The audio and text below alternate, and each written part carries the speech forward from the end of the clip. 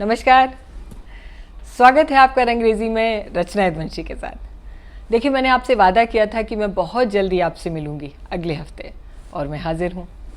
मेरा और आपका एक पैक्ट हुआ था, एक समझौता हुआ था कि अब हम जल्दी जल्दी इस तरह से मिलेंगे कि कुछ कहानियाँ मैं आपको अपनी लिखी सुनाऊंगी और कुछ कहानियाँ या आलेख या पीसेस मैं ऐसे सुनाऊंगी जो महान साहित्यकारों द्वारा लिखे गए हैं, जो या तो आपने बिसरा दिए हैं, मतलब आप भूल गए हैं, या फिर आप नहीं पढ़ पाए हैं।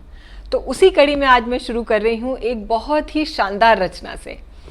ये जिसने लिखा है एक छोटी कहानी है एक महान साहित्यकार की, दिग्गज साहित्यकार की। उनके विषय में 4 लाइनें मैं कहूँगी और आप गैस करिएगा कि किसकी हो सकती है। उनकी सादगी और उनकी सरलता उनकी लेखनी की पहचान रही है, और उन्होंने साबित किया अपने सरल और सादगी भरे लेखन से कि सरलता और सादगी भी खूबसूरत हो सकती है। हमेशा खूबसूरत या एक्सक्लूसिव होने के लिए, विशिष्ट होने के लिए जटिल होना, कॉम्प्लिकेटेड होना, कठिन होना अनिवार्य नहीं है। मेरे प्रिय साहित्यकारों में से एक हैं। मैंने इनको बहुत पढ़ा है, आपने भी पढ़ा होगा, लेकिन मैंने थोड़ा ज़्यादा पढ़ा है क्योंकि मेरे कोर्स में भी थे ये।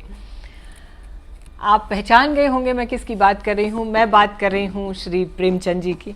उनकी कहानियाँ सबने पढ़ी हैं, और उसी में से मैं एक मोती निकाल के लाई हूँ। मेरी प्रिय कहानियों में से एक है ये। मेरी पसंदीदा कहानियों की अगर लिस्ट बनाई जाए तो ये टॉप 5 में है। वो क्यों है वो मैं आपको अंत में बताऊंगी। फिलहाल कहानी सुनते हैं। कहानी का शीर्षक है मंत्र। बहुत लोगों ने पढ़ी होगी, भूल गए होंगे, तो रिवाइज कर लीजिए आज मेरे साथ। कहानी का शीर्षक है मंत्र, और रचयिता हैं इसके श्री प्रेमचंद जी। संध्या का समय था। डॉक्टर चड्ढा गोल्फ खेलने के लिए तैयार हो रहे थे। मोटर द्वार के सामने खड़ी थी। 2 कहार एक डोली लिए आते दिखाई दिए। डोली के पीछे एक बूढ़ा लाठी टेकता चल रहा था। डोली द्वार के सामने आके रुक गई। डॉक्टर साहब ने द्वार से ही गरज के पूछा, कौन हो, क्या चाहते हो? बूढ़े ने हाथ जोड़कर कहा, हुजूर, बड़ा गरीब आदमी हूँ, मेरा लड़का कई दिन से बीमार है। डॉक्टर साहब ने सिगरेट जलाकर कहा, कल सवेरे आना, हम इस वक्त मरीजों को नहीं देखते हैं। बूढ़े ने घुटने टेककर जमीन पर सिर रख दिया और बोला, दुहाई है सरकार, लड़का मर जाएगा। इसने हुजूर 4 दिन से आंखें नहीं खोली हैं। डॉक्टर चड्ढा ने घड़ी पर नजर डाली और बोले, कह दिया ना कल आना, इस वक्त हमारे पास समय नहीं है। बूढ़े ने पगड़ी उतारकर चौखट पर रख दी और गिड़गिड़ा कर बोला, हुजूर, बस एक नज़र देख लें, लड़का हाथ से चला जाएगा। हुजूर, 6 लड़कों में बस यही एक बचा है, इसकी जान बचा लो सरकार। डॉक्टर साहब ने अपने मन में कहा, ऐसे उजड़ देहाती यहाँ रोज आ जाते हैं, कोई कुछ भी कहे और ये अपनी रट ही लगाए रहेंगे, किसी की सुनेंगे ही नहीं।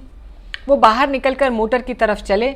बूढ़ा ये कहता हुआ उनके पीछे दौड़ा, सरकार, बड़ा धर्म होगा, हुजूर दया कीजिए, बड़ा दीन दुखी हूँ, संसार में कोई नहीं है मेरा, बस यही एक लड़का सहारा है।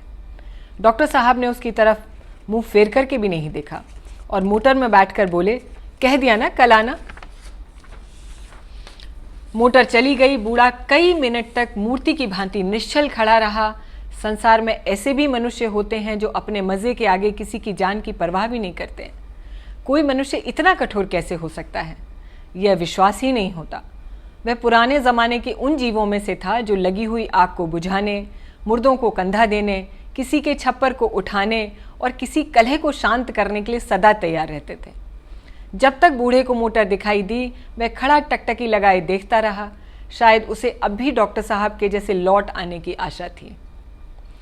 फिर उसने कहारों को डोली उठाने को कहा। डोली जिधर से आई थी उधर ही चली गई। चारों तरफ से निराश होकर डॉक्टर चड्ढा के पास आया था। इनकी बड़ी तारीफ सुनी थी उसने। यहाँ से निराश होकर वह फिर रात किसी डॉक्टर के पास नहीं गया। उसने सोच लिया कि किस्मत में यही लिखा है। उसी रात उसका हंसता खेलता 7 साल का बालक इस संसार से चल बसा। बूढ़े बाप के जीवन का बस यही एक आधार था। इस दीपक के बुझते ही जीवन की अंधेरी रात भाएं भाएं करने लगी। कई साल बीत गए। डॉक्टर चड्ढा ने खूब यश कमाया, धन कमाया। उनका हर काम नियम से होता था, इसलिए स्वास्थ्य भी अच्छा था। 50 साल की उम्र में जवानों के कान काटते थे। उनके केवल 2 बच्चे थे। बेटी ब्याही जा चुकी थी और बेटा 20 साल का था। उसी की सालगिरह की पार्टी थी। शहर के रईस और कॉलेज के छात्र आए हुए थे। डॉक्टर साहब का बेटा कैलाश एक रेशमी कमीज पहने नंगे सिर नंगे पांव मेहमानों की देखभाल में लगा था। अचानक मृणालिनी ने कहा, क्यों कैलाश, तुम्हारे सांप कहाँ हैं? जरा मुझे दिखाओ। कैलाश ने कहा, मृणालिनी इस वक्त क्षमा करो, कल दिखा दूंगा। नहीं नहीं, तुम्हें आज ही दिखाना पड़ेगा, मृणालिनी ने आग्रह किया। मैं आज नहीं मानूंगी, तुम रोज कल कल करते हो। मृणालिनी और कैलाश सहपाठी थे। कैलाश को सांपों को पालने, उनकी आदतों का अध्ययन करने का शौक था। यह विद्या उसने एक सपेरे से सीखी थी। सांपों की जड़ी बूटियां जमा करने का भी उसे मरज था। मृणालिनी की जिद करने के बाद एक महाशय ने कहा, दिखा क्यों नहीं देते, जरा सी बात के लिए टाल मटोल कर रहे हो। कैलाश ने जोश में आके कहा, कौन कहता है कि मैं दिखाना नहीं चाहता, आप लोग तैयार हो जाइए। वह सांपों के पिटारों के पास गया और बीन बजानी शुरू कर दी। फिर एक एक पिटारे से सांप को निकालना शुरू किया और अपनी गर्दन में लपेटने लगा। एक मित्र ने छेड़ा, दांत तोड़ डाले होंगे, दांत तोड़ डाले होंगे। कैलाश ने हंस के कहा, इनके दांत नहीं तोड़े गए हैं। यह कहकर एक काले सांप को उसने पकड़ा और बोला, मेरे पास इससे ज्यादा जहरीला सांप और कोई नहीं है। अगर किसी को डस ले तो देखते ही देखते दम निकल जाए आदमी का।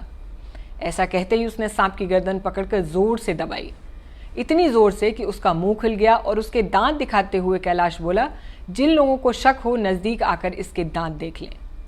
जैसे ही कैलाश ने सांप पर से हाथ ढीला किया, सांप ने उसे डस लिया। वह उस कमरे की तरफ भागा जहां मेज की दराज में जड़ी बूटियां रखी हुई थीं।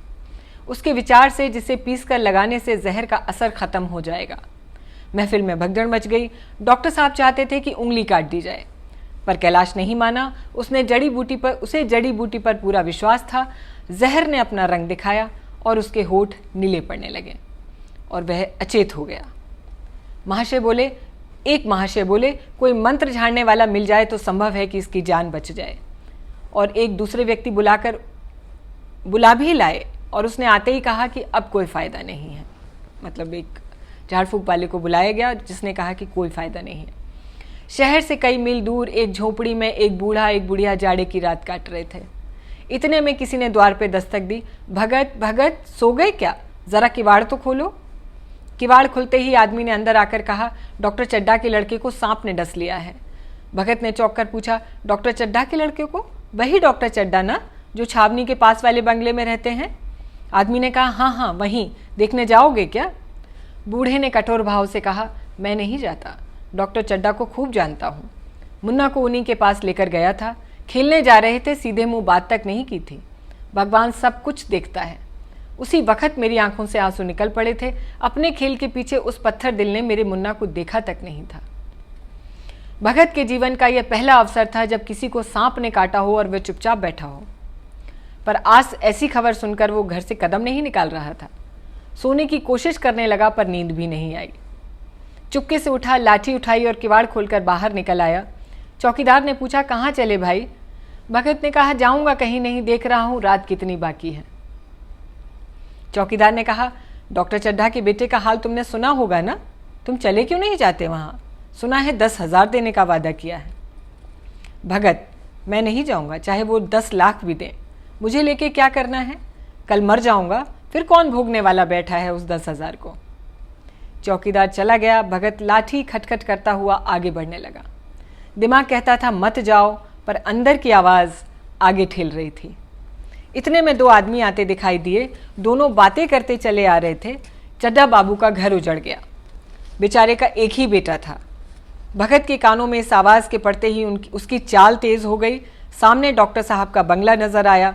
बिजली की बत्तियां जल रही थीं। अंदर से रोने पीटने की आवाज़ें आ रही थीं। भगत का कलेजा धक धक करने लगा। कहीं मुझे आने में देर तो नहीं हो गई?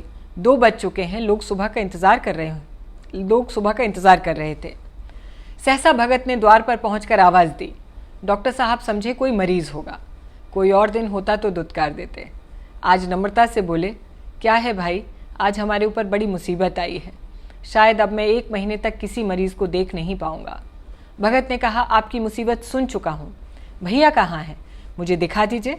भगवान बड़ा कारसाज होता है, कौन जाने उसे दया ही आ जाए। चड्ढा ने उदास स्वर से कहा, चलो देख लो, बहुत से झाड़ फूंक करने वाले देख कर जा चुके हैं। भगत अंदर जाकर डॉक्टर के बेटे को देखकर बोला, अभी देर नहीं हुई है। नारायण चाहेंगे तो आधे घंटे में भैया उठ बैठेंगे। कहारों ने पानी भर भर कर कैलाश के ऊपर डालना शुरू किया। बूढ़ा भगत मंत्र पढ़ रहा था। मंत्र खत्म होते ही बीच बीच में जड़ी कैलाश को सूंघा देता था। इस तरह न जाने कितने घड़े पानी के डाले गए और हर बार मंत्र फूंकते हुए भगत ने उसे जड़ी सूंघाई। आखिर जब उषा की लाल लाल आंखें खुली, उषा मतलब सुबह, आखिर जब उषा की लाल लाल आंखें खुली तो कैलाश ने भी आंखें खोल दी और पानी पीने को मांगा। कैलाश की मां दौड़कर भगत के पैरों में गिर पड़ी। डॉक्टर साहब बड़े श्रद्धा भाव से भगत को देखते हुए उसका यश गाते हुए बाहर दौड़े, पर भगत का कहीं पता नहीं था। नौकरों ने कहा, अभी तो यहीं बैठे चिलम पी रहे थे, हमने तमाकू दिया तो वो भी नहीं लिया। अपने पास से तमाकू निकालकर चिलम भरी उन्होंने। यहाँ तो भगत की चारों ओर तलाश होने लगी और वहाँ भगत लंबे लंबे डग भरता हुआ बुढ़िया के उठने से पहले घर पहुँचना चाहता था। जब मेहमान चले गए तो डॉक्टर ने नारायणी से कहा, यानी अपनी पत्नी से, बुढ़ा न जाने कहाँ चला गया, एक चिलम तमाकू तक नहीं ली। नारायणी बोली, मैंने तो सोचा था कि उसको बड़ी रकम दूंगी। चड्ढा ने कहा, रात को मैंने उसे नहीं पहचाना पर दिन निकलते ही मैं उसे पहचान गया था। एक बार यह एक मरीज को लेकर आया था। मैं खेलने जा रहा था और मैंने मरीज को देखने से इनकार कर दिया था। आज शर्म आ रही है। उसे खोज कर उसके पैरों पर गिर जाना चाहता हूँ और अपने अपराध के लिए क्षमा मांगना चाहता हूँ। वह कुछ नहीं लेगा, यह भी मैं जानता हूँ। उसका जन्म यश की वर्षा करने के लिए हुआ है। उसकी इस सज्जनता ने मुझे ऐसा पाठ पढ़ा दिया है जो जीवन भर मुझे याद रहेगा। आज मुझे आपसे ये पूछने की आवश्यकता नहीं है शायद कि कैसी लगी, कितनी मर्मस्पर्शी कहानी है। आप सहमत होंगे मेरी इस बात से। मैंने आपसे कहा था कि ये कहानी मैंने क्यों चुनी, ये भी मैं आपको बताऊंगी। मुझे ऐसे लगता है कि हम लोगों की रोज़मर्रा की ज़िंदगी में, सामान्य जीवन में हम बहुत लोगों से मिलते हैं और बहुत लोगों से हमें स्नेह और सम्मान मिलता है, लेकिन जिन लोगों से नहीं मिलता, यानी कुछ लोग हमें अपनी परिधि में, अपने जीवन में ऐसे भी मिलते हैं जिनसे सिर्फ नेगेटिविटी मिलती है, नकारात्मकता मिलती है, द्वेष मिलता है, ईर्ष्या मिलती है, यानी अच्छा नहीं लगता उनसे मिलकर। या तो वो हमारा कुछ बुरा कर देते हैं या हमारा चाहते हैं, और फिर हम इन रिस्पॉन्स ऐसे लोगों के प्रति हमारी क्या भावना होती है। सामान्य इंसान के तौर पे हमारी भी बिल्कुल वैसी ही भावना होती है, यानी हम लोग डिट्टो लिख देते हैं उस कॉलम में कि अगर तुमने हमारे लिए अच्छा नहीं सोचा तो हम भी तुम्हारे लिए अच्छा नहीं सोचेंगे, और बुरा नहीं करेंगे तो अच्छा भी नहीं करेंगे। लेकिन ऐसे पीसेस जब मैं पढ़ लेती हूँ तो मुझे लगता है ये सोल क्लींजर हैं, आत्मा की शुद्धि कर देते हैं। ऐसे आलेख बताते हैं हमको कि कोई कुछ भी करे, हमको वो करना चाहिए जो एक इंसान के तौर पर हमसे अपेक्षित है, चाहे फिर किसी भी कीमत पर। चलती हूँ, मिलूंगी आपसे अगले हफ्ते किसी नई कहानी के साथ, या तो मेरी अपनी या किसी महान साहित्यकार की।